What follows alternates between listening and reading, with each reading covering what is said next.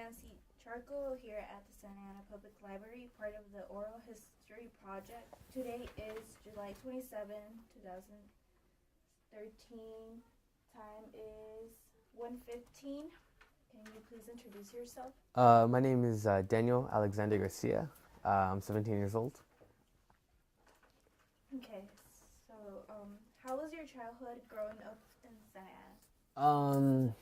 Well, it was pretty cool. I have really bad memory, so I don't really remember it. But what I do remember is that I wasn't really involved with. I didn't really do that much because I don't know. I had a few close friends and we just go hang out sometimes, like either at my house or at their house. But other than that, we really didn't go around the neighborhood that much.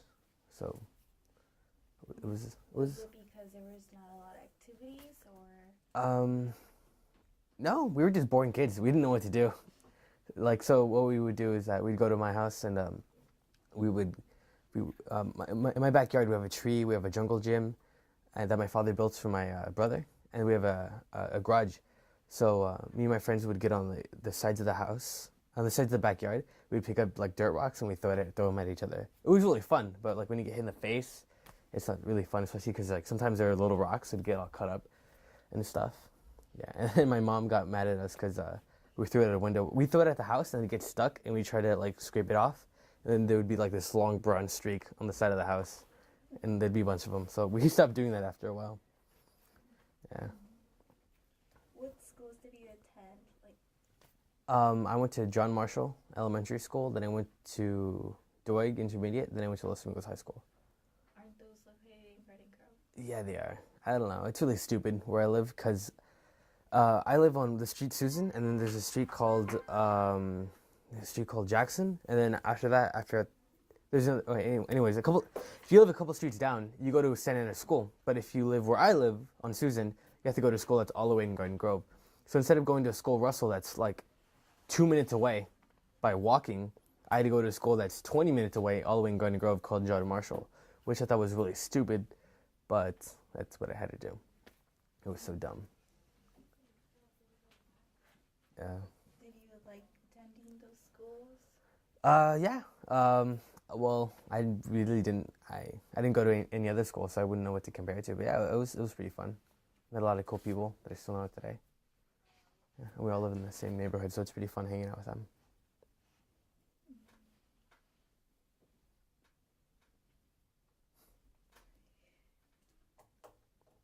How did you get involved with the Santa Ana Public Library? Okay. Well, I had to do community service hours for a program called Avid, and I was kind of being really lazy with it, and I really didn't want to do it. And so I asked my friend Nancy, and I was like, Nancy, do you know anywhere I can do community service hours? And she's like, yeah, just come to the library. And I was like, the library? I don't want to go to the library. I'm like, what am I going to do, put books away? So I showed up reluctantly after I asked her, and then she told me, and then I showed up like a year or two later, and then I started doing it. And so when I started doing it, I was like, oh, this is okay. And then I started liking it, so I started getting more and more involved, and I started showing up. And then I found out that they had another place, Central, which is at the Santa Ana Public Library. And I came here, and I'm like, wow, this is awesome. So I started volunteering more and more and more and more, and I got really involved with it. What other programs do you get involved With? Being part of the Santa Ana Public Library? Well, I'm also involved with a program called KidWorks, and through there, it's just trying to build like a better area for like kids to live in and stuff like that. It's pretty cool. Is that all you do in KidWorks, or? That, and there's also several projects that they try to do. So they try to improve the city of Santa Ana using seven catalytic strategies, which would be like education, youth empowerment, land use. I don't know the other four, but but it's pretty interesting. It's really fun. So they split up the kids. I mean, not the kids, the teenagers who are involved into those categories, and they each start different projects and/or campaigns to help try to improve the city. It's pretty cool. Was that one of the reasons why you kept coming back to the programs that you attended? Yeah, that, and I like and like hanging out with people and like getting to know people and talking to them and for me, I really love helping people. So that's also why I came back too. So you did not have those activities like in your childhood, as you said, because you No. just want to hang out with your friends. Yeah, and I wasn't really involved because on the street that I live in, I don't know. Some people say hi to their neighbors and stuff like that, but my family didn't really do that. We're just kind of reclusive and don't really talk to anybody except ourselves, you know, within our own family. So we don't really hang out. And we don't really know our neighbors. And Do you come to a conclusion why that? why we do that? No, I don't know why we do that. We just don't. Well, we used to know our neighbors. Like, my parents are really old. Not old, but they're older in age than most parents are. My father is 65 years old. My mother is 52, I think. Yeah. So they're pretty older in age. And, like, they used to know the neighbors, but, like, our neighbor, her name was Teresa, and she was, like, a really sweet old woman. But if you got on her other side, it wasn't that fun if you're on the other side. But she was, like, a really sweet woman. And like they knew her for a really long time, but after she passed away, they didn't really talk to her family anymore. And a new family moved in, and we haven't really talked to them. And like that was the only really person that we knew in our neighborhood. Other than that, we don't. So sorry, yeah. I mean, like, sorry, I didn't answer your question. No, I don't know why we don't know other families or other people.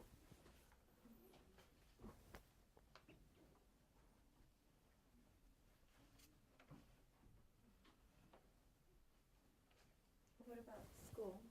What are you gonna do like in your future? What am I gonna do in my future? So I recently graduated high school, so I just signed up with the United States Army, and so I will be leaving to go to basic training soon to join the Army. How was that process of choosing to go to the army? Like, what is it? Like, what made me choose doing that? I don't know. I just really like helping people, and my end goal is to to do something in the criminal justice field. And so I joined the Army as a way to get a lot of experience out of it, and hopefully a lot of a greater, just to get a better sense of what I would want to do in the future. Because from the Army, with my experience that I've learned, I think it'll be easier to transfer into other jobs because I already had those skills and know the process and things like that. Did you hesitate in choosing this? No, not really. I'm the type of person who likes to think about something for a really long time. And so when I make up my mind, I just tend to go for it and just do it. So when are you leaving? I'm leaving August 5th, so a couple days. It's crazy.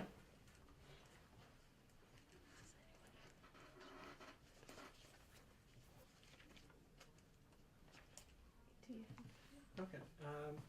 Manuel Escamilla, Santa Ana Public Library and History Room.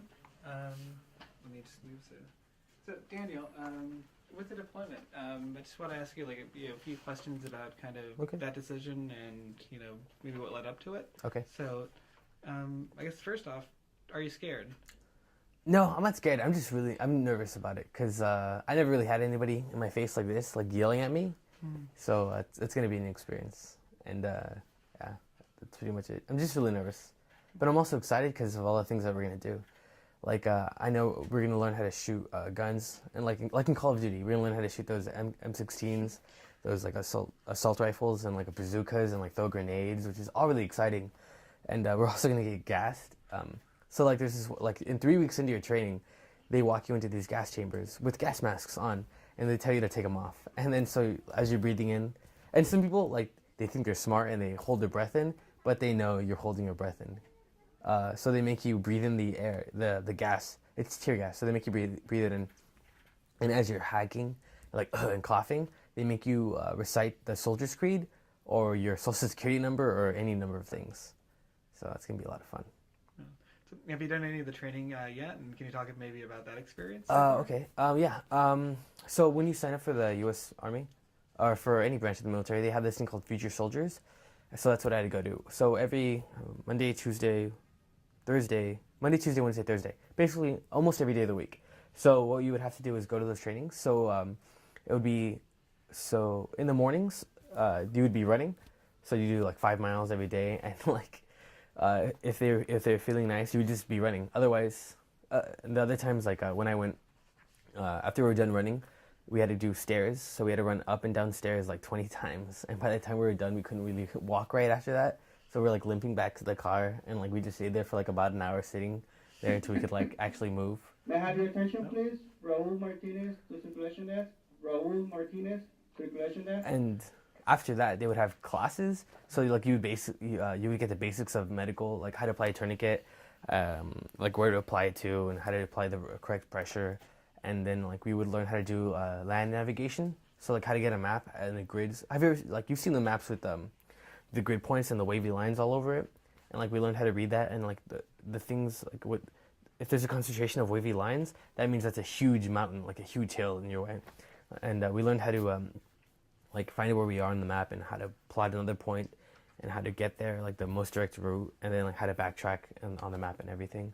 And what else? And we also had to do on Thursdays it was rucksacking, which is basically you get a backpack full of like it was either 25 or 35 pounds in your backpack, and you just walk for miles. And it doesn't sound that bad, but after a couple miles, your legs start hurting a lot, and your back feels a little bit sore, and you just keep on doing that until they decided to stop, and we'd just be marching.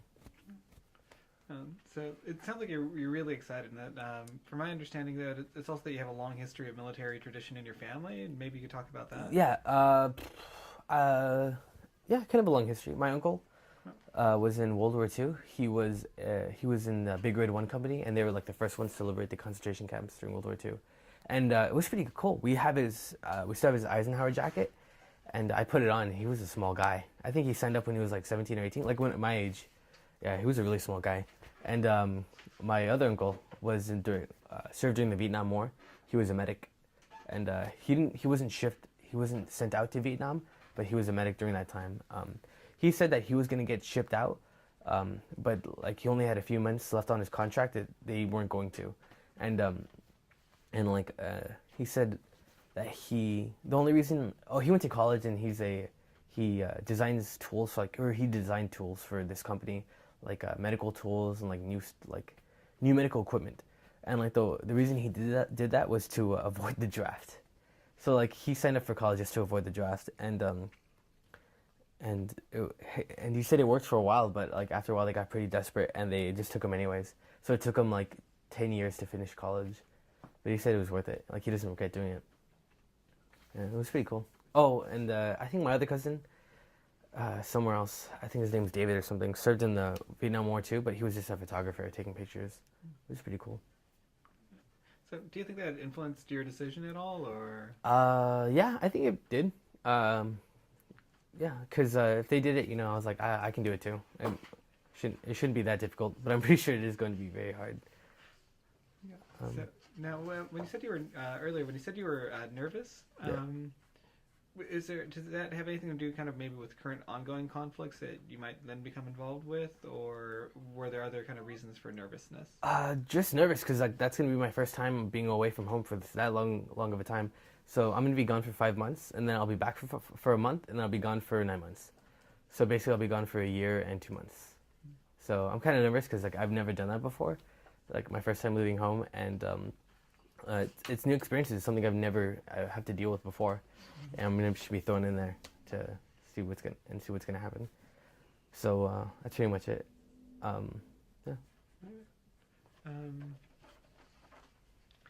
Well, I guess it's a lot about the military stuff, but maybe like going back, because I know you said that you didn't like really do much, but what was enjoyable like in your childhood? In my childhood? Yeah, like you talked about hanging out with friends, but were there any other interests that kind of kept you motivated or kept you interested?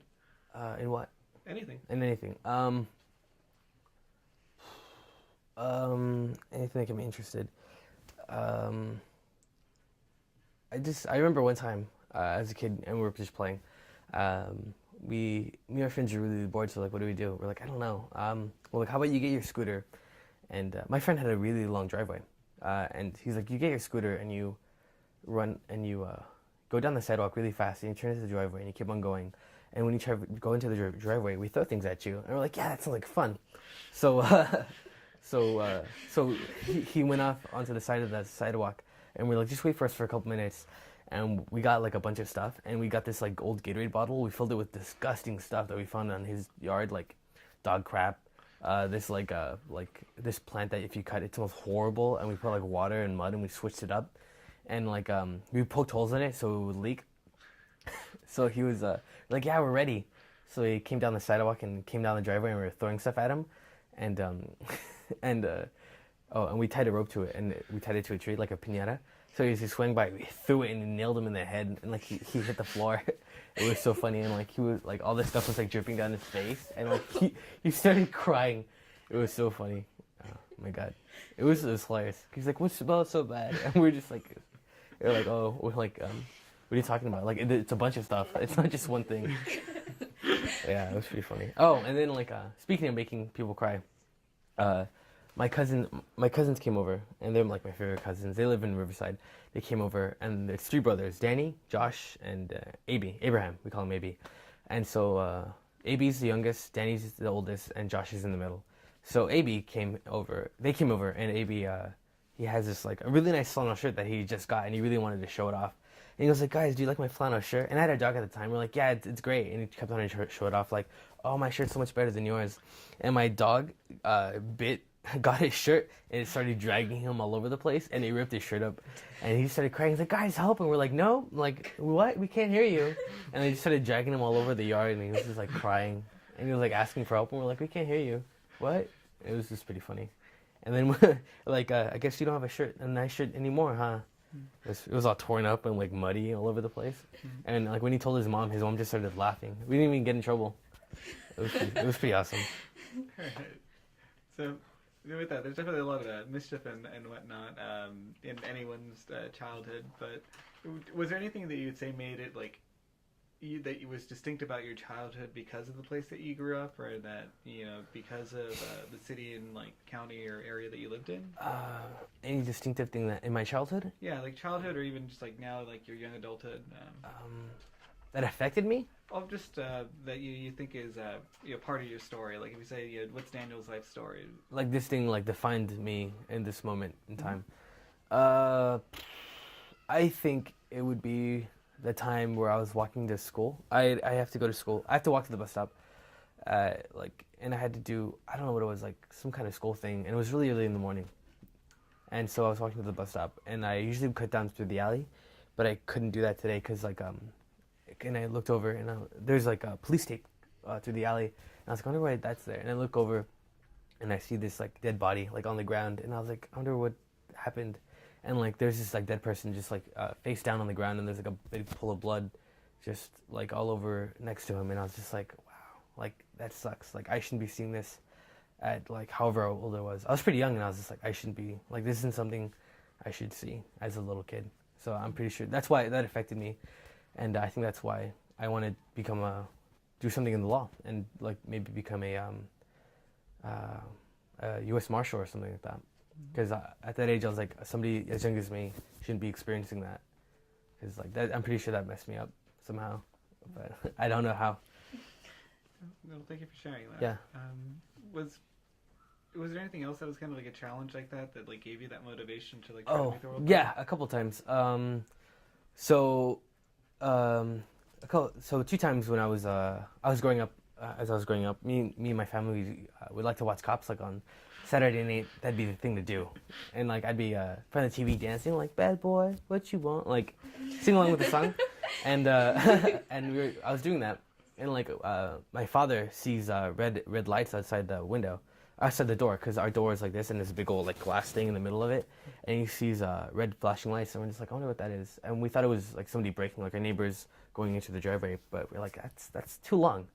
So so my dad opens the door, and he's like, whoa, and I'm like, what? And I walk up next to him, and there's these like a bunch of squad cars like all lined up, and then there's a SWAT van, and then there's a helicopter in the sky, and like I guess somebody had escaped, and all the cops were running down the street with like their guns and SWAT uniform, like running into this church, like looking for this guy, and it was pretty crazy, and I was like, oh wow, like what's going on?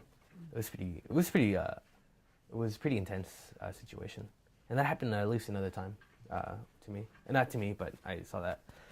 And I remember one time, I'm a heavy sleeper, like a really heavy sleeper. Like I slept through like 3 earthquakes, and so my brother and sister, I was asleep. My brother and sister heard this like pounding on the door, and they're like, I wonder what's going on. And they opened the door, and there's police and like Santa Ana Police Department.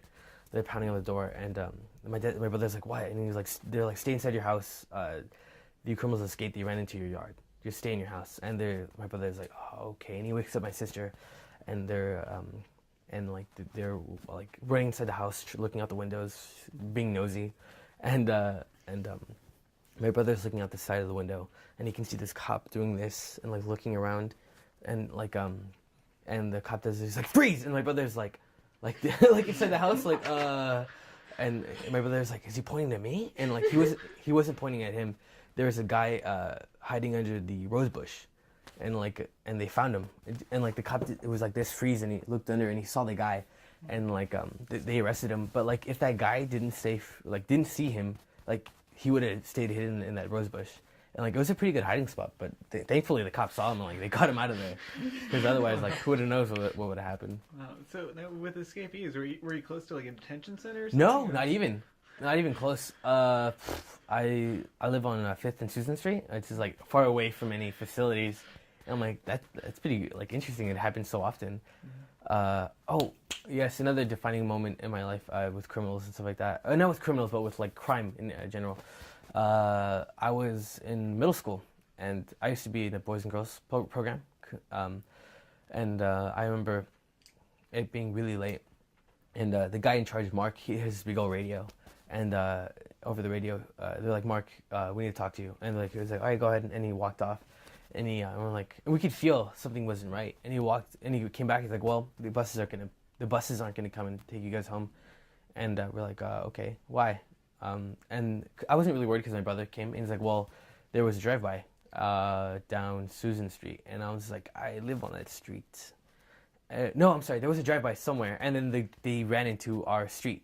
They ran into where we live, like with their guns and everything, and we're just like, oh crap, like I wonder what's happening. And my brother picked me up, and we drove back home, and I remember we couldn't even get into our street and the next 3 streets because they're just blockaded off. And so we parked like really, really far away, and we walked all the way back, and like it was just a very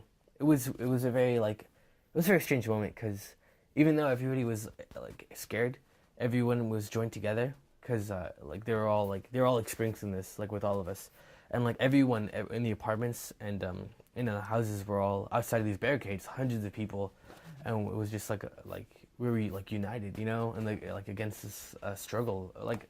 Not really a struggle. It was just like it was a special moment that everybody shared, a very intimate moment, and we were just like waiting there for forever, what seemed like forever, for the cops to give us the okay to go back inside, and they didn't find these guys, so eventually they're just like, well, go home, and they're like, well, if you guys see anything, just call us, and so they let everybody in, and we're just walking down the street, and like everybody's like walking to their homes. And like there's like big massive people walking down the streets, walking back into their homes. And I remember going to our house, and my father opened the door and like very suspiciously like kicked it open and was like looking through there. And we slowly made our way into the house. And I'm a jerk little kid. I am like, what are you doing in here? And my dad runs in. He's like, what are you talking about? I was like, I'm just kidding. And my dad was all mad. Yeah, it was pretty funny, but yeah, he didn't like that. It was a very serious moment, but it was a defining moment in my life, because I was like things like this shouldn't happen. Like, you know, people shouldn't be experiencing this type of thing. Yeah. Especially little kids, but the way that you seem to have dealt with it was like a sense of like humor. Do you think that that's kind of like a common reaction? Oh yeah, I think I deal with things in a very humorous situation, in order to avoid like how serious the situation is. Yeah, I think I do that a lot. It's kind of funny, but it's kind of bad sometimes, because they're like, well, like this is super serious, you shouldn't be doing this, but I'm just like, I can't. This is the way I deal with stuff. So, yeah. And before I was born, my brother and sister, the area that I grew up in was worse, a lot worse. Like my brother and sister, they used to play in the backyard, and our neighbors used to be drug dealers. And then I guess, but I guess he was a nice guy with kids, I guess, because like he would give my brother and sister candy, like not drugged up candy, like regular candy, and like and and I remember my dad would tell me, he's like, or my family would, when we'd have family nights, like rarely, when we would like meet up and just talk, and my dad was they were telling me how one time they were sleeping, or they were having dinner, like having dinner in the kitchen, and there's a sink right, and there's this window that they open up, that kind of goes into the neighbor's house, that kind of. And they said that somebody reached in with like some money, like into the window, expecting to get drugs, and like it was just like a very, because they're all eating dinner, and here comes his hand with like money, just coming through the window, and they're just like wrong house, and the guy's like, oh sorry, and he just walks away, and they said that one time when they were sleeping that some guy crawled into the kitchen window looking for the guy to get drugs. And when he found out it wasn't the right home, he just like took off and ran away. And somebody, some drugged out guy got on top of the drug dealer's house, and he jumped off and he died. And I think, and my brother and sister were like playing in the backyard. It was pretty crazy. And I met the guy a couple of times. Now that I'm older, and he's totally different. Like, he's totally different. Like if you were to see him, like you would think like, oh my gosh, this guy's gonna kill me, beat me up. And like he's all tatted up, like he has like gang tattoos, and he's like tatted up all the way to his neck, and he's this biker guy. And like if you meet him, like he'll be like, hey guy, like instead of him like beating you up as you think he's gonna do, he'll give you like the biggest, warmest hug you could ever get. And he's like, how you doing, like how's his family and stuff like that. He's like the nicest guy ever. And like they tell me like he is so much different than how he used to be. It was pretty cool to see him, how he's changed. Yeah. So and that brings up like an interesting point where we kind of maybe tend to dehumanize anyone that's like involved in like that type of activity. But I guess would you say that the reality is like maybe a little bit more complicated than that? Yeah. Yeah, I would say totally. Like I'm pretty sure I think nobody wants to commit crime. I don't think anybody is gonna go out like I'm gonna rob somebody today. It's just that maybe they have to because they can't do that. That's the only way that they can get money to support their family or to help somebody out. Like in the book Les Miserables, Jean Valjean, he steals bread just to feed his family, and he gets caught and imprisoned and so on and so forth. So have you seen maybe examples of that like in your lifetime here?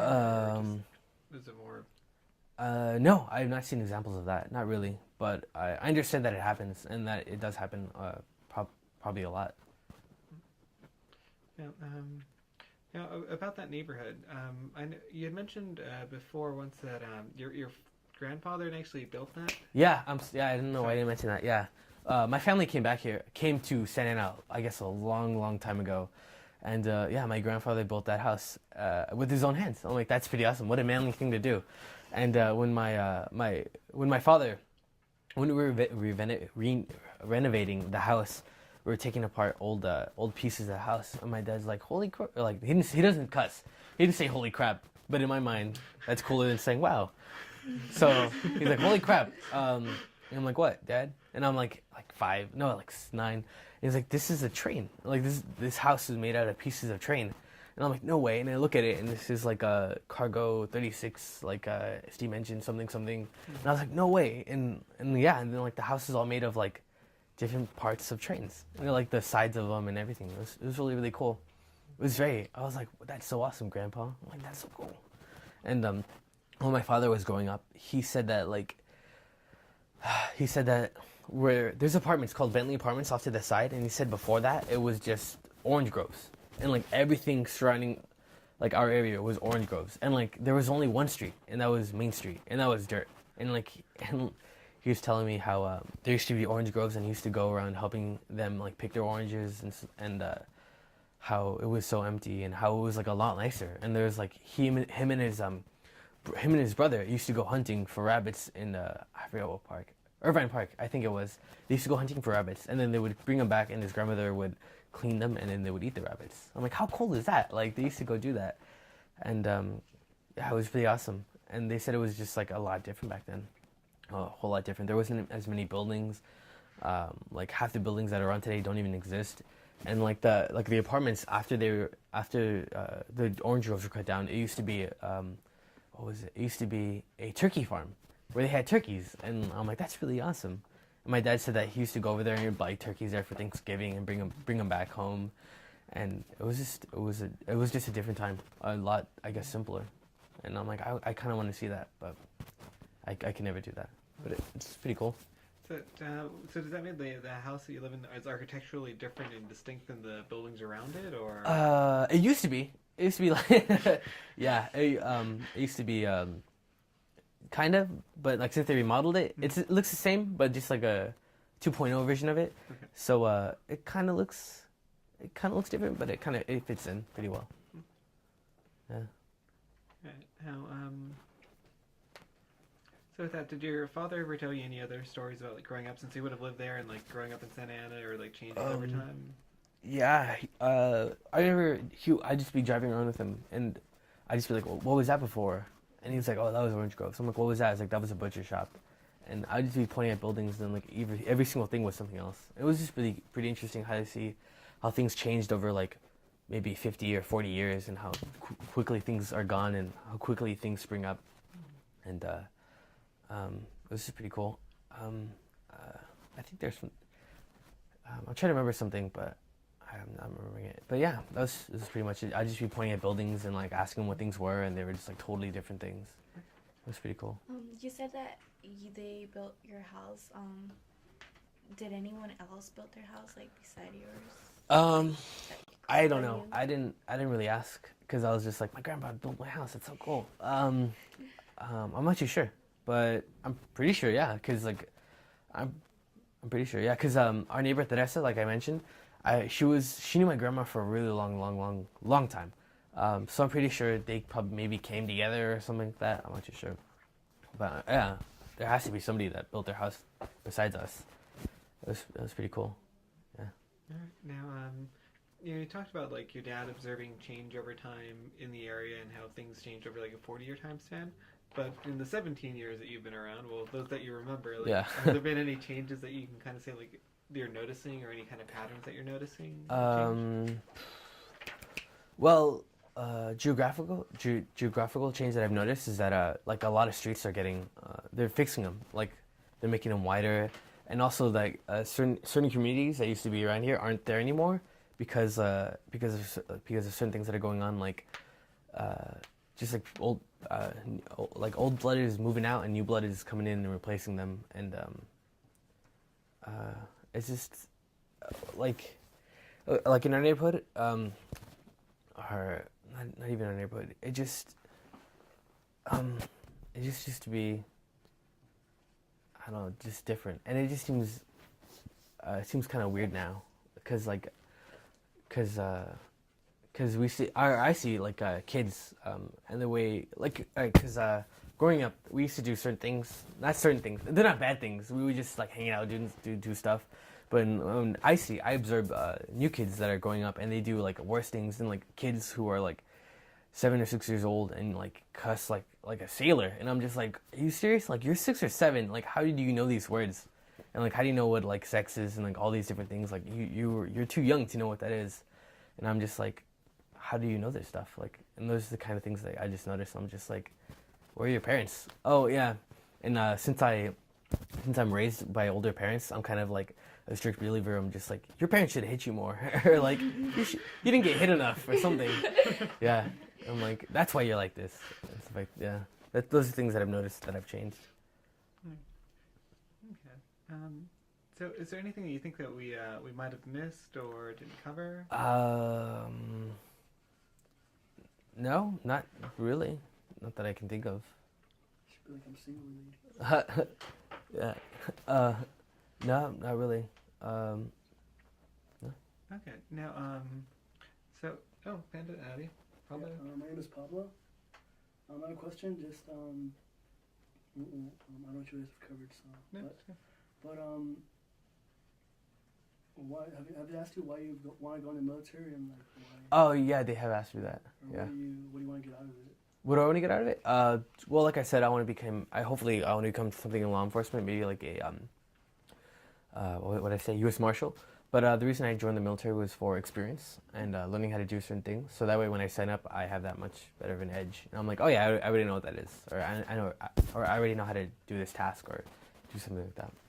You know, what do you plan to do with that? Like, do you want to give back to your community? Oh yeah, I love helping people, and I figure like that'd be a cool way to do it, helping people. Because I'm pretty sure I have this brain in my mind. Like I said, every Saturday night we'd watch Cops, and I'd be like, that's something I want to do, because like they help people, so I want to do that too. Anyone else? Jesus Lopez, I just want to know, what do you think you're going to miss the most while you're gone? What do I miss the most? Probably my mom's nagging. Yeah, cause she always tells me, she's like, clean your room, and I'm just like, I'll do it later. She's like, clean your room now, and I'm like, or like take out the trash and stuff like that, cause I'm not gonna have that over there. And probably, I don't know, my sister, cause she's kind of crazy sometimes, but she's really funny too, and I'm probably gonna miss that the most. Yeah.